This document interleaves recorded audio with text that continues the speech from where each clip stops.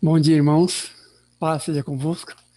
Finalizando agora no capítulo 6 da carta de Paulo aos Gálatas, vamos ver agora aqui na sua conclusão alguma coisa sobre o que deve ser a trajetória da igreja. Paulo começa com uma exortação mais geral do que é o corpo, de como ele deve se comportar.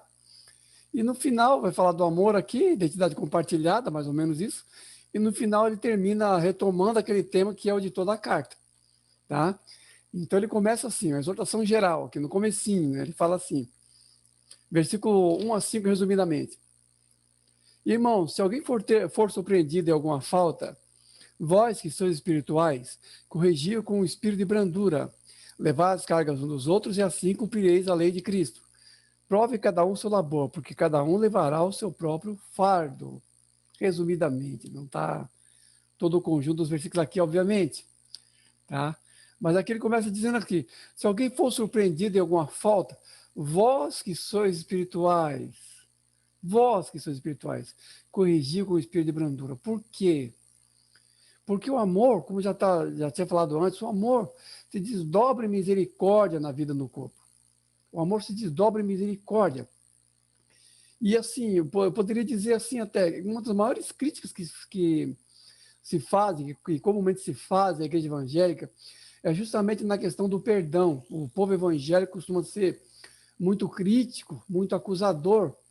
E aqui nessa passagem, Paulo exorta justamente isso, que os irmãos sejam misericordiosos com os faltosos, que o corrijam com um espírito de brandura. É um convite ao amor e a misericórdia entre os irmãos, e que a igreja seja assim, que a igreja trate um ao outro dessa maneira. Do contrário daquilo que justamente se manifesta na igreja, muitas vezes se manifesta na igreja como legalismo ou juízo temerário, e que, de certa forma, afeta o testemunho da igreja. Existe um livro chamado Maravilhosa Graça, de Philip Yancey, em que ele se depara com uma prostituta que está com uma filha de 2 anos de idade e está querendo prostituir a própria filha. E ele diz para essa moça, por que você não procura uma igreja? E a moça fala para ele, olha, eu já me sinto mal o suficiente ser uma igreja. Então, quer dizer, no coração dessa moça, ou na consideração dessa moça, e na igreja ser ainda mais julgada, ser ainda mais condenada no seu pecado, ao invés disso, justamente redimida, justamente acolhida no seu pecado. E aquilo que muitas vezes acontece em nosso meio, em termos de julgamentos muito precipitados, em termos de julgamentos muito acirrados, acaba fazendo com que nós não tenhamos assim misericórdia uns com os outros e acaba sendo assim uma visão de igreja ao contrário do que ela deveria ser. Porque a igreja acaba sendo, ao invés de um braço aberto, um dedo em riste na direção da pessoa. E isso nós vemos em nosso meio, parte de dentro de nós aqui, parte do nosso meio mesmo. Se alguém vê o irmão surpreendido em alguma falta, ajuda-o a levantar-se. Não empurra mais para o buraco ainda. Ajuda-o a que se levante. Seja um esteio, seja um apoio, e não justamente assim um tropeço ainda maior. Vós que sois espirituais. Aqui é até difícil dizer que se Paulo tá sendo irônico, que é o que ele está falando aberto, o que ele quer dizer, ou se ele está sendo até de certa forma irônico, porque se espera que pessoas espirituais acolham as pessoas que são faltosas. Espera-se de espirituais que tenham o caráter misericordioso de Deus maduro em si, para acolher as pessoas que estão em falta. O que nós vemos muitas vezes são caricaturas de espiritualidade no nosso meio, na forma muitas vezes de uma piedade afetada, de um misticismo exacerbado, e muitas vezes de uma forma de legalismo.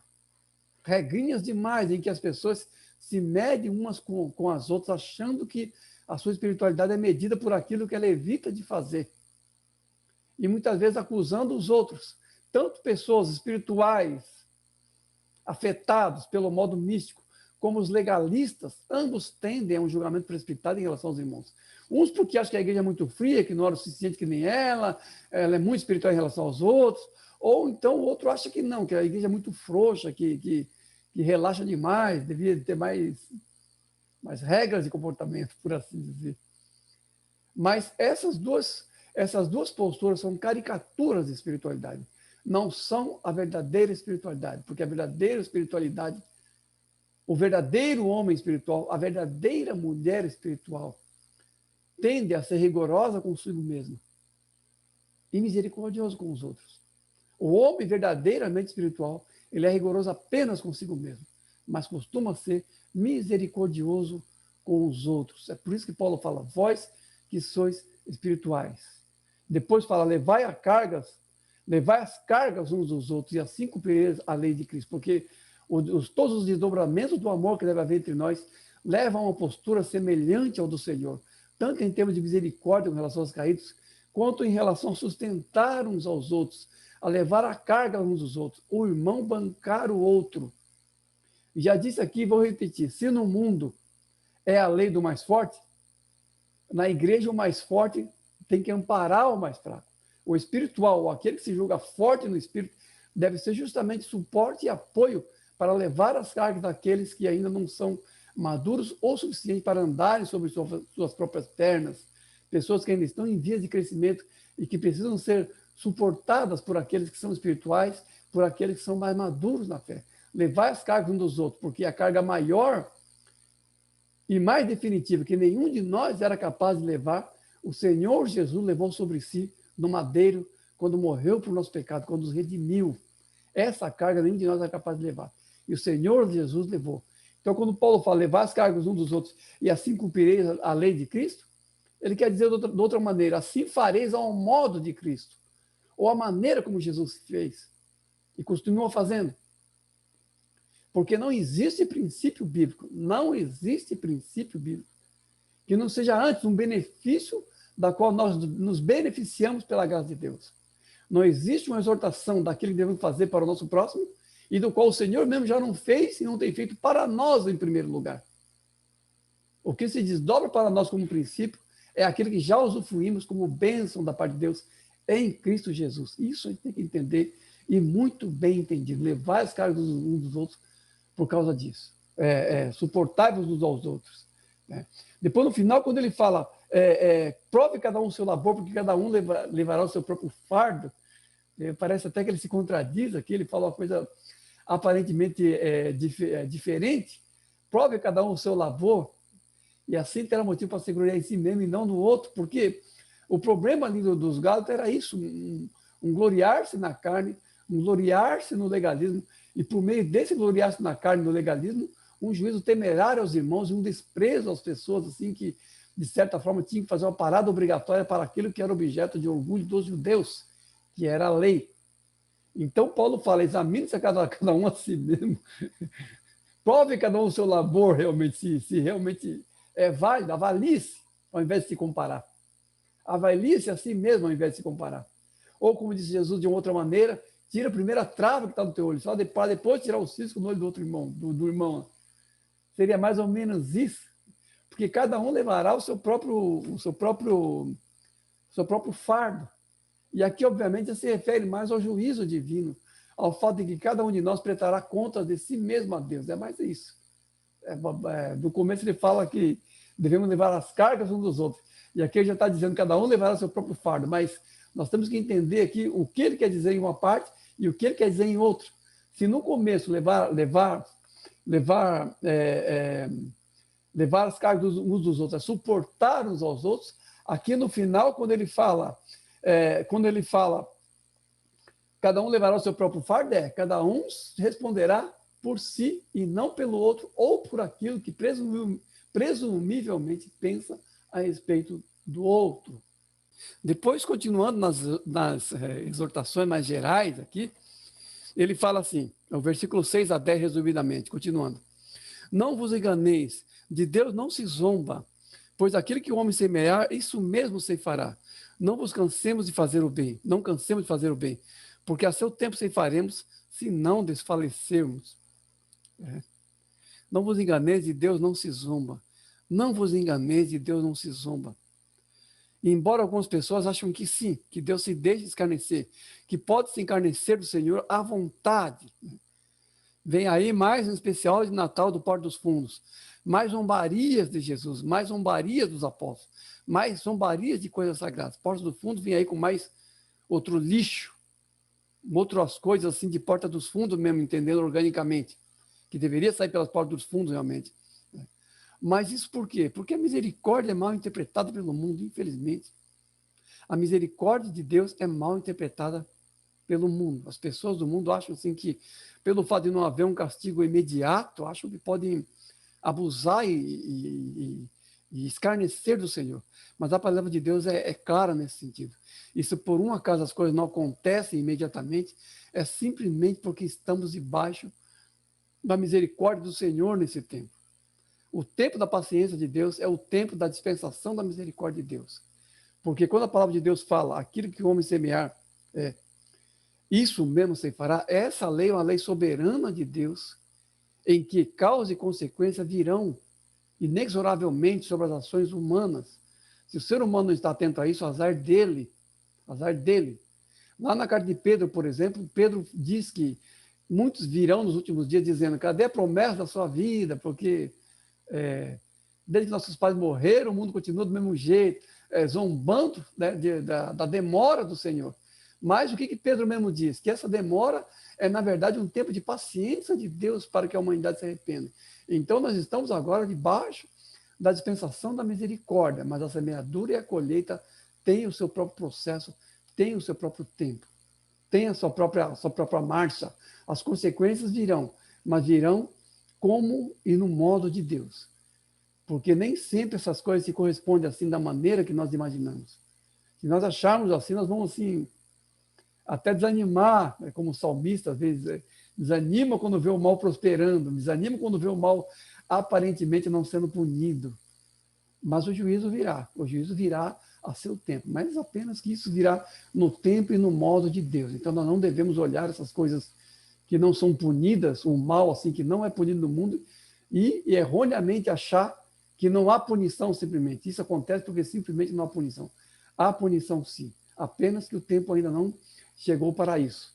E quando o apóstolo fala assim, não cansamos de fazer o bem, porque a seu tempo ceifaremos se não desfalecermos, ele está de fato ainda aplicando a mesma lei da semeadura e da colheita, mas pelo seu lado positivo, exortando pessoas que são do bem, pessoas que são do evangelho, a que não desanimem, a que não pensem que essa demora de Deus é de alguma maneira assim, uma ausência de recompensa, porque não é. Se para o mundo esse tempo é um tempo de misericórdia, para nós, às vezes, é um tempo até de prova. Porque é o que acontece muitas vezes. As pessoas fazem a vontade de Deus e a um momento se cansam, a um momento se aborrecem e se cansam muitas vezes. Mas a exortação do apóstolo aqui é que há o tempo de colheita, mas nós temos que entender de novo os processos do reino de Deus. Os processos, a exortação é para que se persevere. A seu tempo ceifaremos se não desfalecermos. A semeadura e a colheita são padrões divinos, tanto pelo lado positivo quanto pelo lado negativo. O castigo virá para quem semeia o mal, mas a recompensa virá também para quem semeia o bem ou quem semeia segundo o evangelho. Porque o reino de Deus tem sua própria marcha, o reino de Deus tem a sua própria pulsação. E a exortação aqui é para que não se desfaleça em fazer o bem, não se desfaleça em semear a semeadura correta, a semeadura no reino de Deus, porque a seu tempo ceifaremos se não desfalecemos. Infelizmente, nesse sentido, temos aí uns exemplos bíblicos de pessoas que desfaleceram antes da colheita, que desanimaram e largaram a obra antes que viesse a colheita. A exortação do apóstolo é que nós não desfaleçamos, mas perseveremos em fazer o bem, seguros de que no tempo de Deus e do modo de Deus ceifaremos. Amém? Vamos entender muito claramente isso. Aqui no final do versículo 11 ao 18, já é a parte assim mais que Paulo retoma o tema que era da carta inteira. Porque nessas duas partes aqui, indo do versículo 1 até o versículo 10, são exortações gerais, são aplicações gerais do amor de Deus e da justiça de Deus em relação à igreja inteira. Ele não está aqui, de certa forma, no tema que estava desenvolvendo, no aspecto principal do que trata a carta aos Gálatas, mas aqui no final ele meio que retoma o tema, ele diz assim, todos os que querem ostentar-se na carne, esse vos constrange a vos circuncidardes, mas longe esteja de mim gloriar-me, senão na cruz do nosso Senhor Jesus Cristo, pois a circuncisão é coisa alguma, nem a circuncisão, mas o ser nova criatura, e a todos quanto andarem de conformidade com esta regra, paz, misericórdia, seja sobre eles e sobre o Israel de Deus. Aqui nas exortações, então, né, Paulo fala, né, todos que querem sustentar-se na carne, querem que vocês se circuncidem. Então, Paulo está falando para os Gálatas, olha, esse povo que fala de circuncisão aí, eles querem se gloriar em cima de vocês. Porque os judeus até hoje têm essa perspectiva. Eles ainda acham que Deus ou as coisas de Deus são propriedade exclusiva deles. E o modo pelo qual os gentios, os não-judeus, vão entrando na religião judaica, vão praticando o judaísmo como norma para a sua salvação, faz com que eles se orgulhem disso. Faz com que eles se gloriem nesse fato. Porque, afinal de contas, como eles pensam erradamente, eles são os donos da cocada preta. Eles acham que são donos daquilo que são apenas alvo também da vontade de Deus. Não donos. Apenas dispenseiros, mas eles acham que são donos. Então, eles se gloriam disso. Para eles é um orgulho que um gentil se torne um judeu. Oh, vamos mais um para o nosso balaio. Então, eles tinham essa perspectiva carnal em relação às alianças, deve ter até hoje ainda. E Paulo fala assim, né, eles que querem ostentar-se na carne, querem só se gloriar em vocês, né, se gabar de vocês. Vos constrange a que vocês se consigam para depois se gloriar. É curioso que Jesus, lá dos evangelhos, ele diz assim que os escribas fariseus percorriam mar e terra para fazer um prosélyto, e depois que fazia o prosélyto, o tornava duas vezes mais filho do inferno do que eles mesmos. E é uma coisa complicada isso aí, porque uma norma errada, uma norma superada, faz com que se semeie uma semente errada no coração das pessoas. E aqui apenas por orgulho em torno de algo que já tinha sido superado, como nós já vimos. E Paulo, olhando isso, fala, longe de mim me gloriar nessas coisas. Ele, Paulo, que era muito mais judeu do que a maioria dos judeus aqui, ele fala, longe de me gloriar, senão na cruz de nosso Senhor Jesus Cristo, né? Por quem eu estou crucificado para o mundo, e o mundo está crucificado para mim. Então, o Paulo reafirma de novo a sua identificação com o Senhor, a sua humilhação pela cruz, como norma de sua identidade pessoal no Senhor, sabendo que a seu tempo ele vai ceifar, sabendo que a seu tempo ele será glorificado por aquilo que agora para ele é humilhação e da qual ele se orgulha, porque por mais que não seja reconhecido, por mais que não seja visto, por mais que traga a ele dores e perseguições, é o modo pelo qual ele se identifica com o seu Senhor. Não está de maneira alguma se gloriando em si mesmo, mas naquilo que o identifica com Jesus, em toda a humilhação, em toda a prisão, em todo o tumulto, em toda a chicotada, como eu já disse antes. É nisso que ele se gloria, justamente naquele que o traz humilhação, e nesse sentido o identifica com o Senhor. Tá? Por que isso? Porque a circuncisão é coisa alguma, e a circuncisão, mas o ser nova criatura, ele entende isso. Circuncisão não é nada, nem circuncisão, mas o ser nova criatura. Nós lemos no prólogo do Evangelho de João, no começo do Evangelho de João, diz assim, sobre Jesus, veio para que eram os seus, e os seus não receberam, mas a todos quanto receberam, deu-lhes o poder de se tornarem filhos de Deus, os quais não nasceram da carne nem do sangue, mas da vontade de Deus. É uma expressão associada com o novo nascimento aqui. O não nascer da carne e do sangue é nascer de novo. E Paulo faz um contraste do legalismo com aquilo que se gloria na carne, com aquilo que é realmente o nascer de novo no espírito. Porque Paulo sabe aqui que em Jesus uma nova base identitária para o povo de Deus foi estabelecida, que é o novo nascimento. Que é o novo nascimento. Jesus falou isso para Nicodemos e Paulo aqui reafirma: circuncisão e incircuncisão não são nada, mas o ser nova criatura. Por quê? Porque em sendo nova criatura é que somos constituídos povo de Deus. Ser circuncidado ou não ser circuncidado é irrelevante quanto a isso. Porque era um sinal na carne dado apenas por um tempo determinado. E que agora, no tempo da graça e em Jesus, não tem mais relevância nenhuma. Isso ele está afirmando aqui. Tá? Quanto ao mais, né? Quanto ao mais, e a todos quanto andarem nessa regra, andarem com essa conformidade, e a todos quanto andarem de conformidade com essa regra, paz e misericórdia seja com eles e com Israel de Deus. E aqui, Paulo se despede da carta aos Gálatas, abrangendo tudo o que ele está falando na forma de sua saudação final. Né? Aos que andarem conforme essa regra, a todos quanto andarem segundo essa regra, né? A todos quanto entenderem que nem circuncisão, nem circuncisão, mas em si o ser nova criatura. A todos quantos tiverem esse entendimento de que o povo de Deus já não é mais baseado em leis, a todos quantos não se apegam à identidade judaica e acham que isso ainda tem algum valor, a todos quantos andam de conformidade com essa regra, de que vê como superadas as questões do judaísmo e como coisa nova aquilo que se é em Jesus, a esses seja paz e misericórdia. Porque esses entendem que toda paz e que toda misericórdia já é manifesta em Cristo Jesus, já é manifesta pela obra da cruz, já é manifesta pela constituição do povo de Deus no corpo de Jesus, onde não há nem judeu, nem grego, nem bárbaro, nem cita, nem nada, mas todos são um em Jesus. Aqueles que entendem com essa paz e com essa misericórdia toda abrangente da cruz, que essa nova humanidade criada em Jesus já não dá mais lugar para nenhum tipo de exclusivismo, nenhum tipo de ritualismo que, feito na carne, faz ainda com que as pessoas se gloriem erroneamente.